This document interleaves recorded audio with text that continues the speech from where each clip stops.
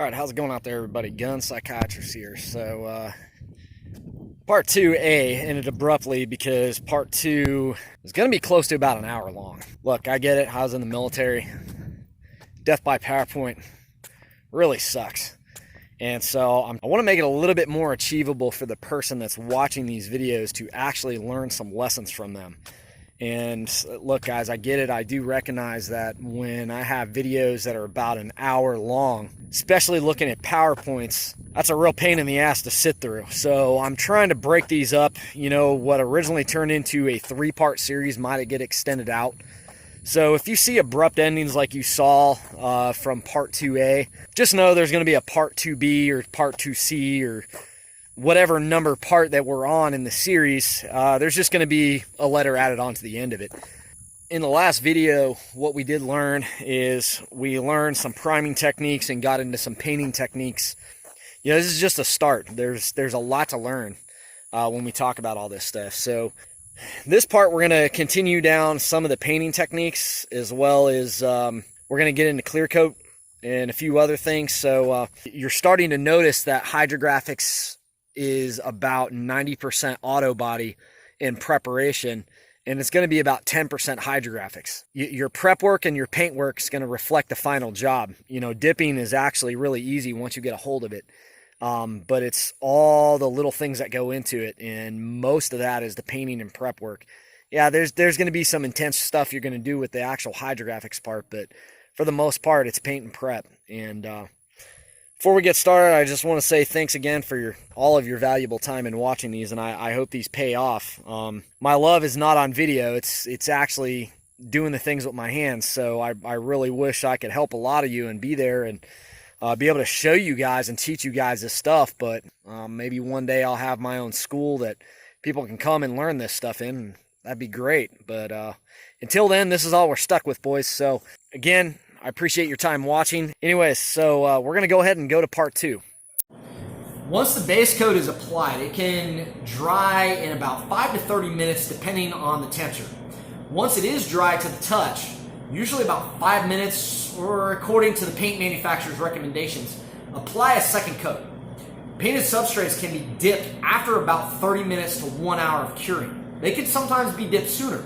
Usually once they're dry to the touch, they're good to go, but you have to be careful. The worst thing that's happened, and it's happened to me, it happens to the best of us, is paint feels dry, and then you go to start, doing your tape out lines and getting it ready for dipping, and you grab it a little bit too hard, and then you get a fingerprint into the paint because the paint hasn't had enough time to cure.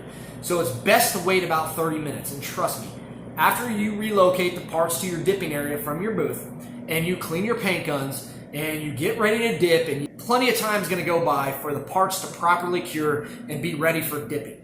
But to dip, it has to be dried and cured. So the recoat time, again, it's going to depend on your climate, your temperature, your humidity, your dew point. There's a lot of factors going on in a paint shop. Sometimes faster, sometimes slower. But your recoat time is 24 hours. After that, paint must be scuffed with a red Scotch-Brite before reapplying the base coat. Do not chance it. You will regret it. And then you'll say, gosh, Gunsci, you were right. House of Colors Marbleizer. These are really, really cool paints. And I'm putting this in here because it is a tip. Of course, some Marbleizer went with the sale of my Hydrographics company. And you can do some really cool shit with Marbleizer. Trust me. Now, if you're applying a Marbleizer over a substrate, say you want to do like a black marble. So you're going to have a silver Marbleizer, but you're also going to have a black base coat or a black metallic base coat. Once you apply the Marbleizer over the substrate, you must apply a stick down, like any type of like a saran wrap or plastic within 1 minute of the application. This shit dries so fast it will blow your mind. You cannot keep up with it. Again, depends on temperature conditions and everything. I can't say it enough, and it's better to run your gun, your paint gun, as fast as you can and have someone helping you do this. Now, it's possible to do it by yourself, but honestly, I would take it in chunks. And again, because you're doing, nothing is clean about this process. And if those of you out there that have ever sprayed Marbleizer, you understand what I'm saying. It's better to have someone there helping you to wipe on the plastic as it's going, because you're going to get the better marbleizing effect like that. But if you're stuck by yourself, you're going to have to adapt and overcome. And that's going to be by doing it as fast as you can. And if some of it tends to dry, You can lightly drench it with Wipeout to reliquify the marbleizer. Don't overdo it, but just put a little bit of spray on there, and maybe do not wipe it, but just put a little bit of spray on there and lay your plastic down over it. It's just enough to actually reliquify the marbleizer to where you can get the effect that you're going for. Once the marbleizer is cured, you must apply 2 coats of clear base urethane paint, not clear coat.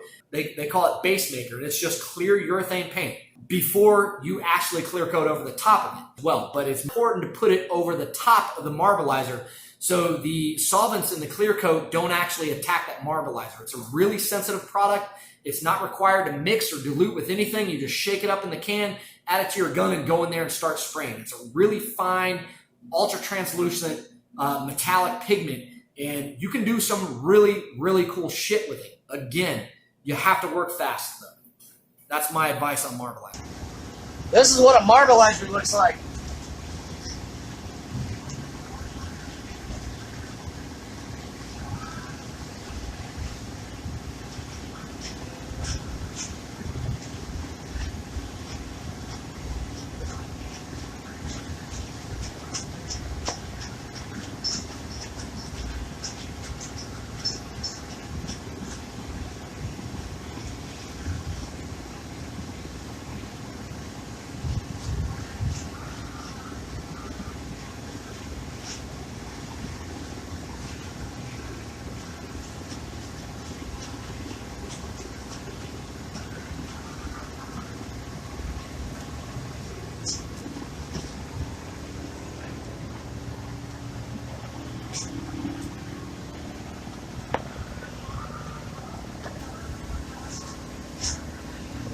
Right? Wow!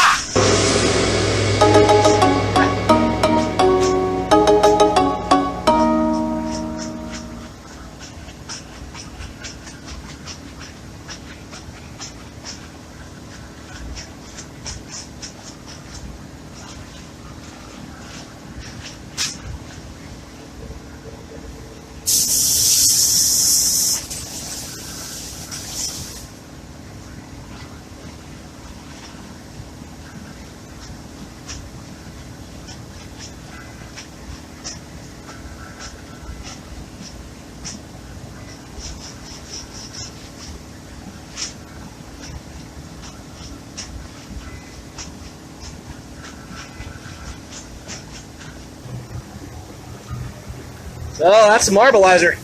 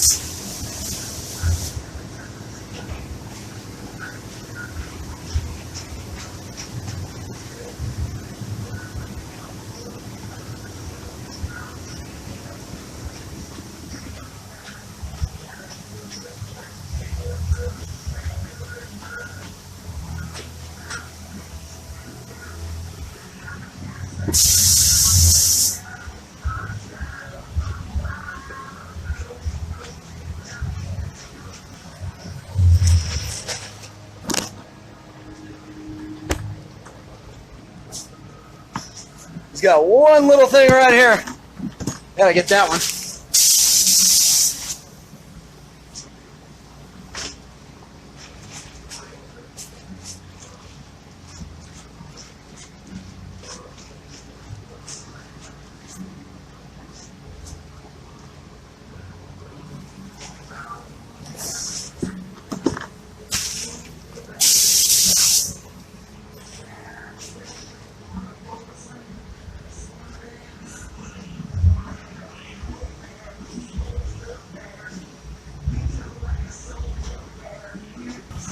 All right. So, House of Colors marbleizer.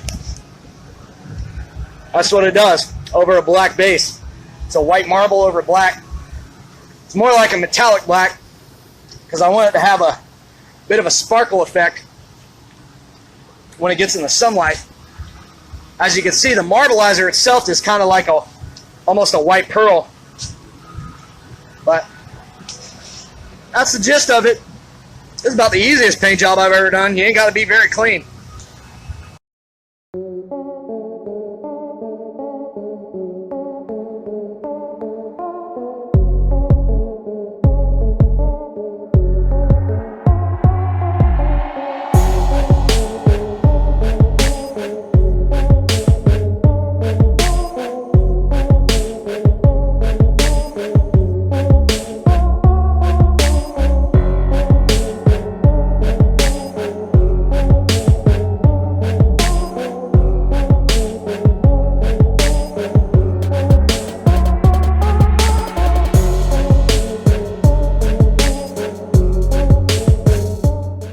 If applying a vinyl decal, you must wait 1 hour for the paint to cure before doing so. So one of the things I used to do was cut certain stencils out to do airbrushing work with.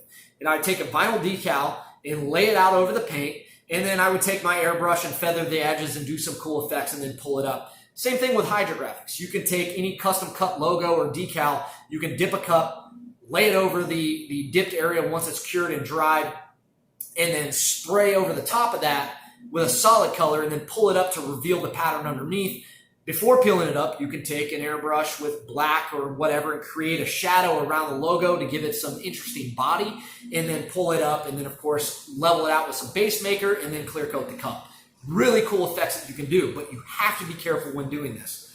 And also, I would recommend, if you do any custom airbrushing, be careful when using wipeout on the substrate. So you've just done this logo, you did all this custom airbrushing, you've been finger fucking it for an hour with the airbrush, and you have to put wipeout over the top of it. I would recommend spraying it on there, but just letting that, I would avoid any areas that you've airbrushed, because the wipeout can actually start to pull up the airbrushing effects that you put on, especially when it's really light, because those chemicals haven't had a chance to bond into the existing paint layer, and they might just be resting on top, and you could actually wipe out all your hard work. So just be careful when doing that. You know, work lightly, as pressure can remove or spot on your hard airbrushing work. So what I would recommend is maybe just dabbing that area with the wipeout cleaner and just leaving it. When using an airbrush, mix paints with additional medium reducer. Just that way it helps get through, because sometimes airbrushes, you're forcing it through such a small hole that it's going to tend to get little just build up of paint on there. And having that reduced an extra amount not only is going to thin the paint out, it's going to allow it a better shadowing effect, but it's also going to reduce any type of clogs you're going to get through your airbrush. Solvents in painted surfaces. Once your substrate is painted, do not get acetone, mineral spirits, activator, xylol, or reducer on the paint. I would even be careful with denatured alcohol. Now, some people will tell you denatured alcohol will remove hydrographics, but it can also remove paint as well. So be very careful. It's not as aggressive, and it will remove the ink of hydrographics, but just know it's best just to use a scuff pad and wipe out. Do not use any of those types. Even the worst one is going to be reducer. That stuff will strip your paint off in no time. Just be careful with it. Base coat will be unaffected by wipeout, and you can clean base coat with it between coats once it is cured. So just know that the wipeout is not going to affect base coat, with the exception of airbrushing work. Some airbrushing work is going to be affected by wipeout. So you just have to be careful. It's going to take some experimentation and some lessons learned. Clear coat is applied with the FLG4 clear gun. I would recommend a good high quality clear coating gun, because you are going to want good atomization of the clear coat. Number one, to minimize orange peel, and number two, to maximize the outcome of your work. And you can use a cheap gun and you're going to get cheap results. You can use a decent midline gun and you're going to get really good results. And you can drop $800 on a clear coat gun, and I'm sure the results that you can get with the mid-range gun and the high-end gun are going to be typically about the same. But for small objects in general, The FLG4 comes with various size nozzles. So for most smaller objects such as guns, Yeti cups, and stuff like that, a 1.3 tip is recommended, and for larger surfaces, a 1.5 or 1.8 tip is best to reduce orange peel and increase fluid flow during atomization. So if you're going to be spraying like a truck and body panels on a truck, a 1.8 is probably going to be your best bet. And let me tell you what, you're going to be spitting out some clear coat. For maybe like golf cart bodies, about a 1.5 is best for about a golf cart body. And, it dumps some out, but not near as much as about a 1.8. And the 1.3 is really good for small jobs. So clear is done at a slower pace than paint. You have to understand this. I recommend that you set the gun up 1 to 3 turns on the fluid flow nozzle, depending on the surface and the tip size. Coat using higher pressure than primer and paint, so about 42 to 45 psi on the line. And then when mixing clear, it is recommended that you use no more than 10% reducer or whatever the clear coat manufacturer recommends on the can. Clear coat is shot about 4 to 6 inches from the surface. It's a lot thicker than regular urethane paint, so you're going to have to really watch it. And the tendency to have runs with clear coat exists, so you got to be careful with that as well. I recommend applying a minimum of 2 coats, but consult the manufacturer instructions for set time between coats. You got to be careful with that because, again, you could get solvent pop if you don't allow the solvents enough time to flash in between coats. And of course, sometimes you can go to 3 coats. Some clear coats, depending on the brand, like US General clear coats, they have one clear that I used to use. I can't remember the name because it's been so long, but it was more or less fashioned after, mainly for hot rods. Really, really thick, good quality clear coat. But you had to spray it on and let it sit for about 20 minutes before applying any other coats. And once you applied those other coats, boy, boom! It just exploded with the beautiful shine that you could just only dream of. So each one's a little bit different. And talk to your body guys because the people at your local body shop are going to be able to tell you what all the body guys in the area are saying about their products. And just because the manufacturer recommends one thing, it might be different once it comes down to your area where the humidity might be higher or what have you than the manufacturer rated at their facility when they tested the product. So just keep that in mind. Two of probably the most popular clears that I used to use. The cheaper clear was going to be the 5-star clear, and it's best to mix about a 4-to-1 mixture, 4 parts clear to 1 part hardener with the clear coat. Apply 1 coat, wait about 10 to 15 minutes, apply the 2nd coat and let dry. A 3rd coat is optional as well. Just wait about 10 to 15 minutes in between coats. This is a cheap clear coat, so use it for cups and other personal items that cost less than $30. You can use it on guns or things that are not going to be in direct sunlight. This is about the best stuff to use. The general clear or Euro speed clear, stuff like that, I would mix about a 2-to-1 ratio or whatever it recommends on there. Again, must use about a 10% reducer. The European speed clears are a lot thicker. Of course, you can tell with the mix ratio to 2-to-1, they're going to be a lot thicker. They come in a lot bigger kits too, and they're usually a lot more expensive. But you must use that 10% reducer. I always recommend it. And for the reducer, you can just use any medium reducer or whatever you've been using in your shop. I would apply a light first coat, wait about 30 minutes, then apply a second heavy coat, wait 25 minutes, and apply a final 3rd coat with the general. That was the best use for my area in Florida, which was right by the coast. Cure 24 hours or in the sun, dry to the touch in about 30 minutes, or you can first force cure it in your booth if you have the luxury of having a booth with an oven. You can also use infrared lights, but just, again, consult the manufacturer recommendations. For speed clears, I was never a fan of the speed clears, but there is a way to use them, and I do believe you got to do a really heavy first coat or a really light first coat. I can't remember because it's been so long and I never used it that much.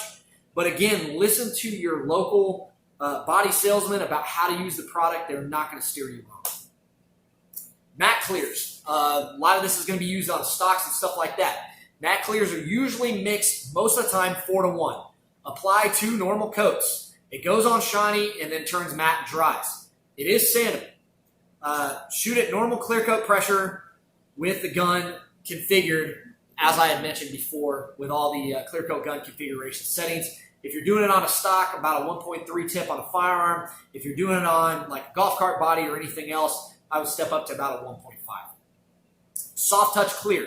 What is soft touch? So soft touch is a product that when it dries, it starts to feel like rubber. And the reason I have this on there is because I used to shoot a lot of soft touch clear. It has to be adhered over matte clear base. So you lay down a couple bases of matte clear and then you go with the soft touch clear.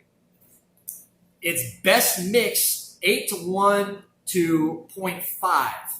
So as you can see on the screen here, it's 8:1 to 0.05 or 7.5 to 1.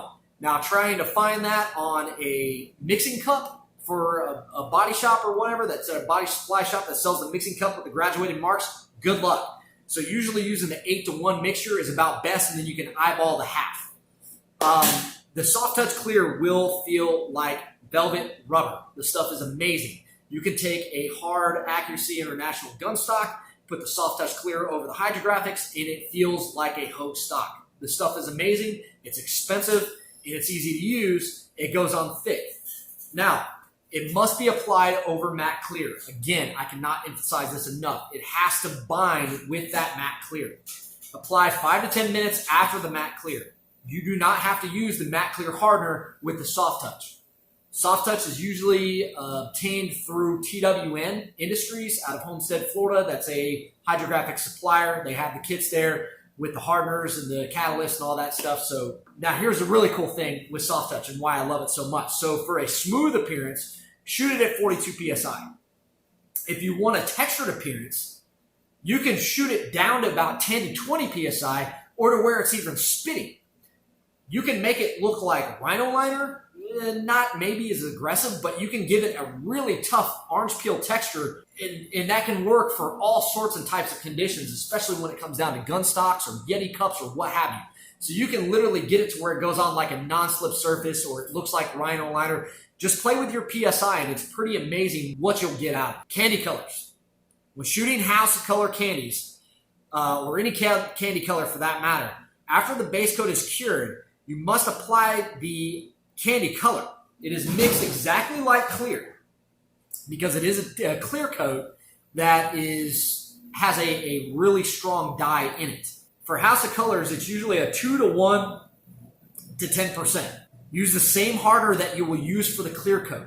I put that in bold because I cannot emphasize that enough. If you don't do that, you're going to have a disaster on your hands because the two solvents are going to attack each other and you're going to have a war zone going on all your precious work.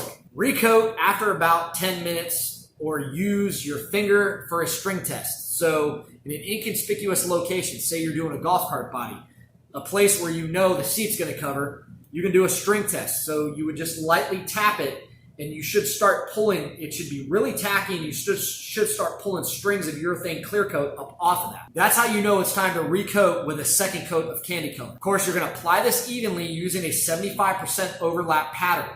So it's a really heavy application. 3 to 5 coats candy color or until you achieve the desired effect you're looking for with the candy. Allowing this candy coat to fully cure will compromise your paint job. You cannot sand or buff the candy color. Strip using paint stripper and start over if you mess it up. That's all you can do. And it sucks because House of Color candies are insanely expensive. They're retarded expensive. You really need to come with your game face on when you're shooting candies. Take care not to get dust on the substrate when shooting the candy. The dye will build up around dust and create spots. You have to be really careful of that as well. If you get any runs as well, you're going to have the same problem. Take care when removing dust. Disturbing the surface could cause spotting. So again, if you do get a dust, sometimes you'll see a little hair on there. Sometimes if you're lucky enough, you can pull it off your tweezers if you have a steady enough hand. And you might be like that, but boop, you can pop it off. Just be careful not to disturb that candy color in there because it can lead to more problems. And if you get that hair or dust trapped underneath the surface, you're always going to see it. You're never going to get rid of it. You must apply clear coat over the candy color as you normally would paint.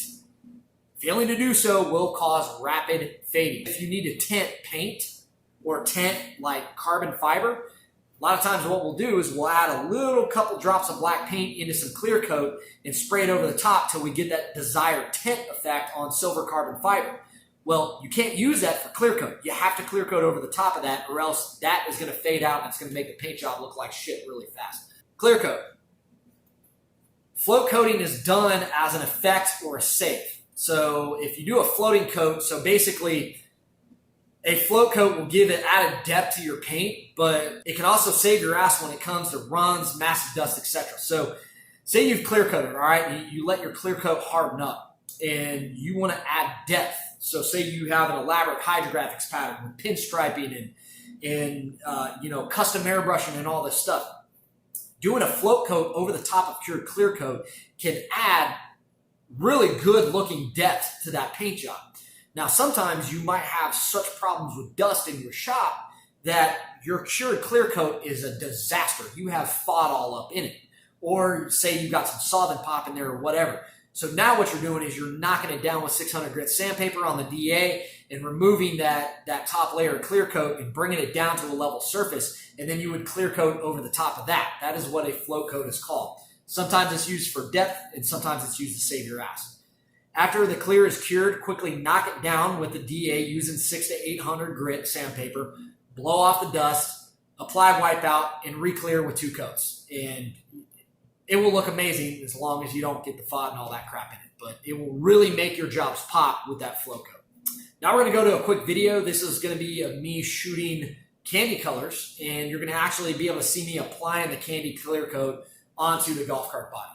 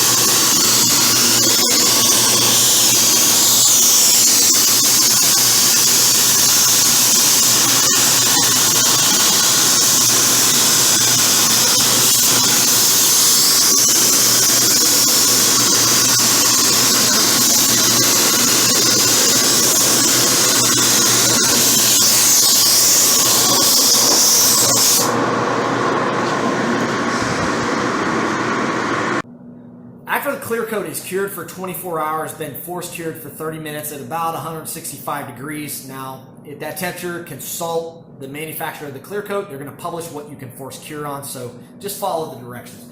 But inspect the clear coat for FOD or dust inclusions in the clear. Sometimes you might get a hair in there, whatever. Don't try to sand out hair. It's not coming out, especially if it's in the first layer. If found, they must be sanded and buffed. And the best thing you can do with hair is hope they don't see it and just buff out the spot that it's going to leave and level it out, because it will level out. Orange peel can also be removed in the same manner. I highly recommend just giving it a once over with some 1200 to 2000 grit sandpaper. Sometimes I would even hit it with just 3000 grit sandpaper and just do a nice little buffing over the top. And if you have not force cured clear coat, it's also recommended that you do not wax your clear coat. Buffing compound is one thing. Wax is a whole nother different monster, because the wax will actually seal the clear coat. And what can happen is if you air cured your clear coat after 24 hours and then you buffed and then waxed it, yeah, it looks real great for the customer, but that paint's still curing.